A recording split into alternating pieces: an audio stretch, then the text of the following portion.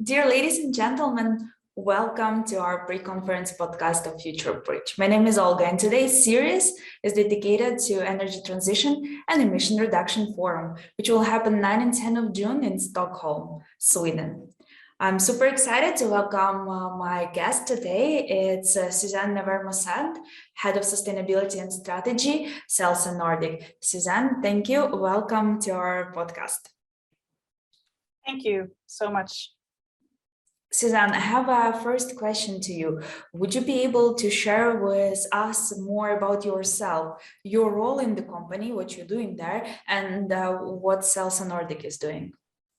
Yeah, thank you. Thank you for the opportunity. So my position, I'm the head of sustainability and strategy at Celsa Nordic. And in my team, we work with the sustainability approach for the company and where we want to go in the future. So we're building up the journey towards sustainability and the decarbonization plan that we put for the company. This department also handling the important projects to obtain the strategy that we have, meaning the technology transitions that it's needed to obtain the goal. And we're also covering the brand and the communication of the company. So Celsa Nordic is a recycling company. We recycle scrap to give new life for the scrap as rebar that we deliver to the building sector in the Nordic. So we have our rolling mill and melt shop up in the northern part of Norway, very close to the polar circle. We use 100% water power, and we also use the power in rolling as CO gas. So there's a high circular economic approach in our value chain. And then we sell the steel further to our customers or to our daughter company, Celsa Steel Service in the Nordic countries. They do the preparation, the cut and bends, and sell the product out to the building and infrastructure sector in the Nordic. Great, thank you very much for your answer here. My question is actually, we would like to announce that on the second day of the event in Stockholm on 10th of June, you're going to be presenting decarbonization of the scrap-based steel value chain. Would you be able to give us some little insights to your presentation? Sorry to say a bit of the teaser, what to expect. Of course, I will do that. First of all, I'm very happy to join the event. And I'm originally a mining engineer, so I hope I will meet a lot of old colleagues in the mining industry, both in the Nordics and in EU. So that's fun. So now I've been changing my position as mining over to the steel. So it's also bringing my experience. So what I'm happy to describe is that, yeah, we use scrap as 100% raw material to produce our product, our rebar product.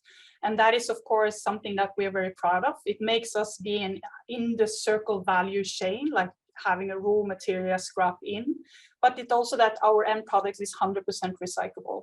So I will talk about the value of being part in the circle value chain and how that also is important to decarbonize the value chain.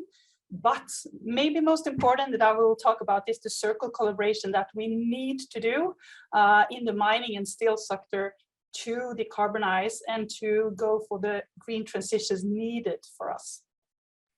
Great, thank you very much for a preview of what to expect. Susanne, I have a question here. Working in the metal industry, right, and mining as well, what kind of trends or challenges you observe that companies are facing in terms of energy transition, in terms of moving their production to zero emission productions? What we're talking about, the green shift and the steep transitions is a new technology revolution, of course. So that is a huge step for everyone. So I mean that, first of all, we need to cooperate in a level to gain everyone from this. We have a fantastic opportunity up in the north where we have the water power, but still we have part in our value stage that needs to go through transition. So we know that hydrogen is one of the potential of going green, and that we can produce green hydrogen up in the north that is putting us in a very good position. So I think hydrogen, and we also see that is a different way also in the Nordic country, how the government would like to gain that transition. So that is important for us to learn from each other and help each other countries what we do. And I will also talk a little bit about that, the challenges that we have here in the Norway to do that transition in using hydrogen, that we don't see having the same kind of stuff we see in Sweden to obtain the transition of hydrogen. Great, thank you very much for your answers, Susanne. Thank you for the opportunity, and I'm really looking forward to meeting everyone in Stockholm, the very nice city, and it's also my home country. So hope you enjoy the podcast and see you all in Stockholm. Thank you, Susanne. Thank you very much. We're excited for your presentation on 10th of June for Energy Transition and Emission Reduction for Metal and Mining Industries Forum of Future Bridge. Looking forward to meet you in person. Thank you. Thank you.